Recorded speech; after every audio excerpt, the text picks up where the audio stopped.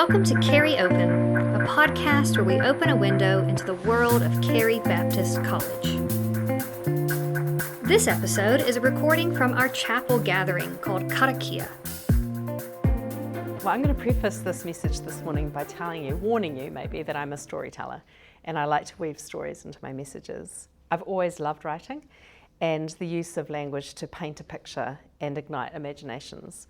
So let me begin by telling you a little of my story. My family of origin was quite dysfunctional. My mum struggled with her mental health and Dad was often away for long periods of time for work. Mum loved us without a doubt, but she wasn't a safe person and she didn't have the ability to communicate truthfully or constructively. My sister and I learnt that the best way to cope with Mum and her ups and downs was to do things. We became very task-focused and we spent a lot of our childhood doing more than most other kids our age. It seemed that Mum was less difficult to be around when we had cooked dinner, washed the dishes, cleaned up after our brothers, or ... any other number of tasks. And alongside this was the church that we attended, which was also very focused on rules. The church preached purity and modesty and godliness, but this was measured in how you behaved yourselves. At church, the boys sat in one area and the girls sat in a different area, and there was a certain dress code, especially for the girls, that we had to adhere to, modesty being the most important thing. Modesty equals purity. The church also had a school that we went to, and the rules from the church were further reinforced at the school. And one of these rules was that we weren't allowed within 6 inches of the opposite sex. So we played tag with a tennis ball stuffed down a sock because girls weren't allowed to touch boys and boys weren't allowed to touch girls because purity was so important.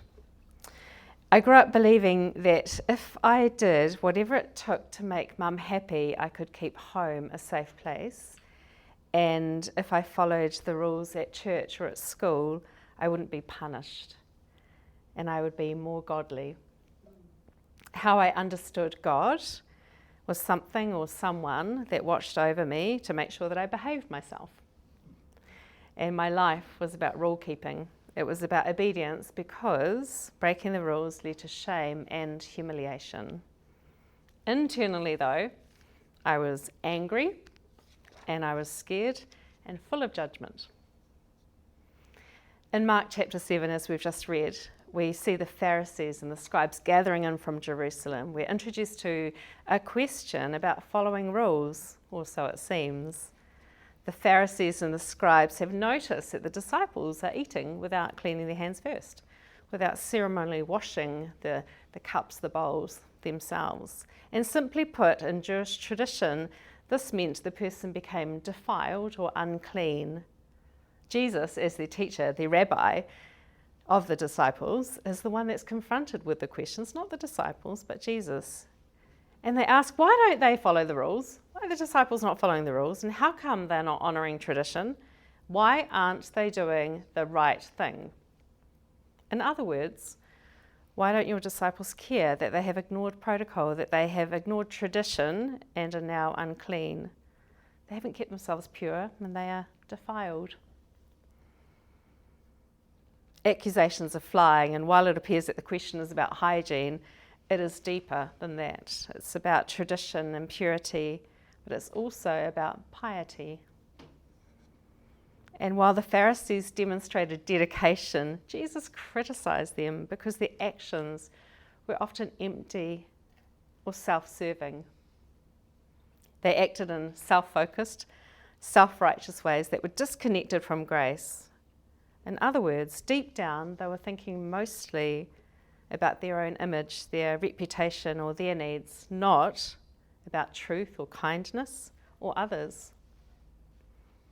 Instead of loving others or seeking honesty, their main concern was how they appeared, and to a certain extent, how much power and control they had.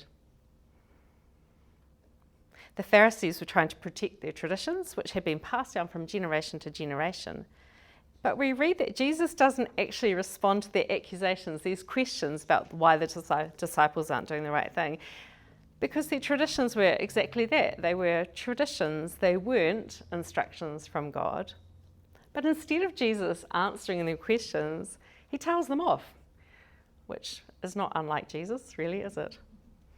And he tells them off with a stinging rebuke in verses 6 to 8. And he quotes Isaiah. And he says, people honour God with their words, but their hearts are far from God. Their worship, Jesus says, is fake. It's farce, because they continue to ignore what God says and teach man-made ideas disguised as commands from God. Man-made ideas disguised as commands from God. Oh, ouch. That's a bit of a telling off. Your hearts are empty, he says. The first church that I was telling you about, so I was 11 to almost 16 when I went to this church, so quite a formative time in my life.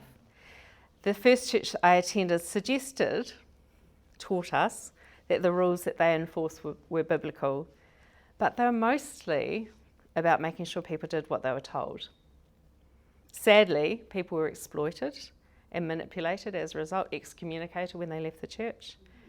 And the rules might have sounded scriptural, but they were not aligned to the freedom or grace or mercy of a forgiving, risen Saviour. And in a similar way, the Pharisees were trying to maintain order through tradition. But before we jump too quickly into judging them for their religiosity or legalism, this passage also asks us to examine ourselves. Recently, I flew back from a weekend in Nelson, and on the plane back in the road just across the aisle from me was a lady who coughed and coughed and coughed the entire flight. And a couple of days later, I got sick. So it made sense to me that the reason that I got sick was her fault, because she was coughing, and within 48 hours, so was I. But the reality is, I had just spent the weekend in Nelson with my sister and her partner, who were recovering from a chest infection, and we were in close proximity to one another. And the day that I flew back, I also went and had a flu vaccination. But I jumped to a judgment about this woman on the plane. It was her fault that I got sick.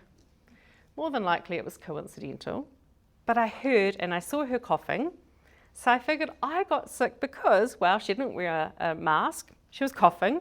She got on the plane sick. She knew she was sick. And the audacity that she sat in the row across from me. So I wonder if there are judgments that we hold over others. And I wonder if we can sometimes disguise these as being biblical, but they might be our own fears or our own unhealed junk, baggage, childhood stuff. We can sometimes expect others to behave in a certain way because we're looking to measure their performance against some idea of what purity or godliness looks like. I know I was really judgmental of people when I was younger, but I also judge myself really harshly. And we can fall into traps where we perform, we act, we follow the rules, we figuratively wash our hands, but internally our hearts aren't in it. I spent a lot of my life trying to do the right thing, quotation marks, right thing, largely because of my childhood programming, largely because of my mum and the church. But we need to be really aware of this busy equals successful culture that drives us in our ministries, that drives us to perform, to keep doing, to keep serving. And in this passage, I think there's this beautiful invitation to stop and to honestly assess our hearts, our intentions, our motivations, and our actions. In verse 15, Jesus gathers in the crowd. Everybody, listen up, listen up. Come closer, like Jonathan this morning. Come closer, move forward. The crowd may or may not have heard this confrontation of the Pharisees, but here Jesus says, try and understand, people. It's not what goes into your body that defiles you, it's what's in your heart. It's what comes out of your heart. And we're going to jump over to Luke. In Luke chapter 10, there's a story about two sisters, Martha and Mary. You might be familiar with the story. Martha is busy preparing a dinner party for Jesus and the disciples. And Mary sits at the feet of Jesus and listens to him. Martha complains to Jesus, "Can you ask her to get up and help? I mean, the potatoes aren't going to peel themselves. Tell her to come and help me." But Jesus says, what's most important is not the doing, it's the being. And I think Martha gets a bit of a hard time in the retelling of this story, because I can relate that she wants to cook a nice meal and she needed some help. But there's another invitation in this dinner party story, which is just to sit with Jesus and to listen, to have a heart oriented towards him, to listen to his words, to hear his voice, and to feel his breath. Because performance is no substitute for presence.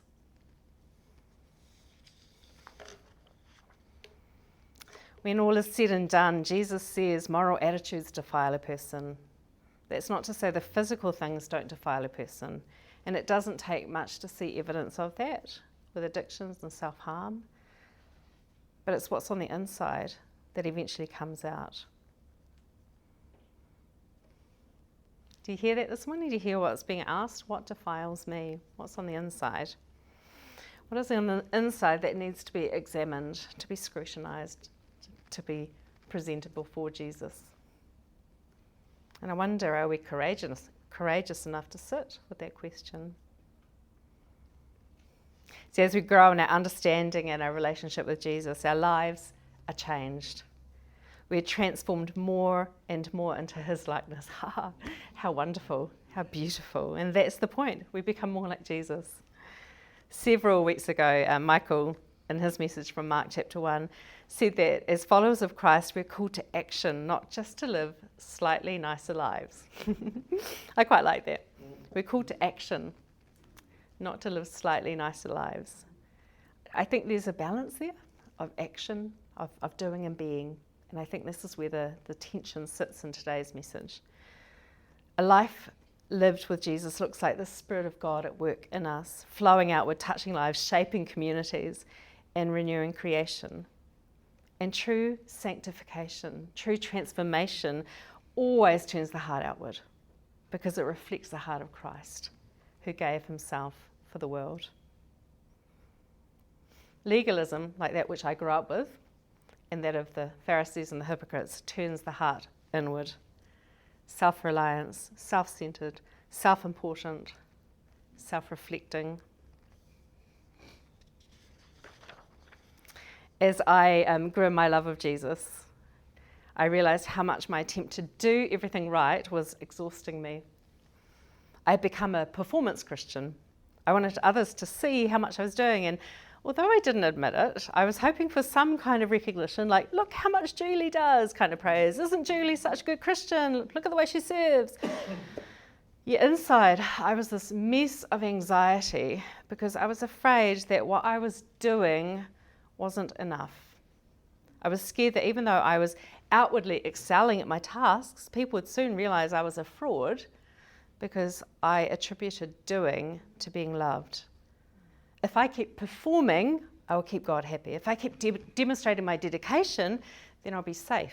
Safe from judgment, safe from humiliation, safe from harm. It's like, look at me, God, look how much I love you by doing all of this stuff. Can you not see how much I love you by serve? But Jesus says again and again, it's our heart posture he's interested in, which is not to say that we don't do, but we need to be. And I love this space on a Tuesday where we get to be. Jesus is interested in a heart that's oriented towards him and surrendered to him. So we've got some questions. And I wonder if we can pause with these for a couple of minutes maybe even.